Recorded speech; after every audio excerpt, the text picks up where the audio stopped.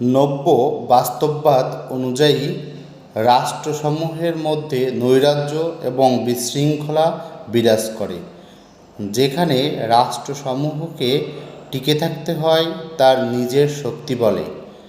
আর এই ক্ষেত্রে তার সামরিক সক্ষমতা যেমন বৃদ্ধি করতে হয়, একই সাথে কোনো রাষ্ট্র যদি সেই রাষ্ট্রের উপর আক্রমণ করে তাহলে সেই হামলার জবাবে প্রতিহামলা চালানো রাষ্ট্রের জন্য অত্যাবশ্যক হয়ে পড়ে। তাই ভারত যেহেতু পাকিস্তানে ভয়াবহ রকমের এয়ার স্ট্রাইক চালিয়েছে, সেক্ষেত্রে পাকিস্তান অবশ্যই খুব শীঘ্র ভারতে ভয়ানকভাবে হামলা চালাবে, এটাই স্বাভাবিক বিষয়। এই যে ভারত পাকিস্তানে হামলা চালিয়েছে, এটা একটি মারাত্মক ভুল।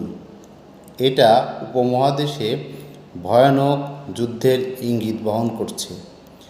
আর এই যুদ্ধ যদি শুরু হয়, সেটা হবে বিশ্বের সর্বাধিক ভয়ানকতম যুদ্ধ। কারণ ভারত পাকিস্তান দুই দেশই নিউক্লিয়ার শক্তিধর।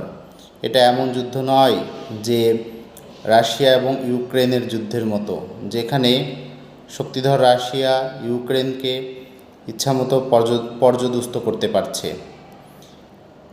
এই শক্তিধর দুই দেশের পাশেই রয়েছে চীন।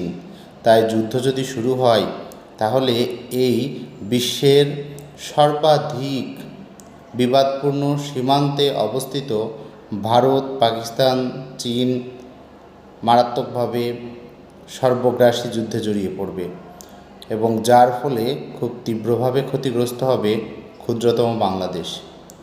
তাই আমরা সকলকে আহ্বান জানাই, আপনারা যুদ্ধকে না বলুন, শান্তিকে বেশি গুরুত্ব দিন। ধন্যবাদ সবাইকে।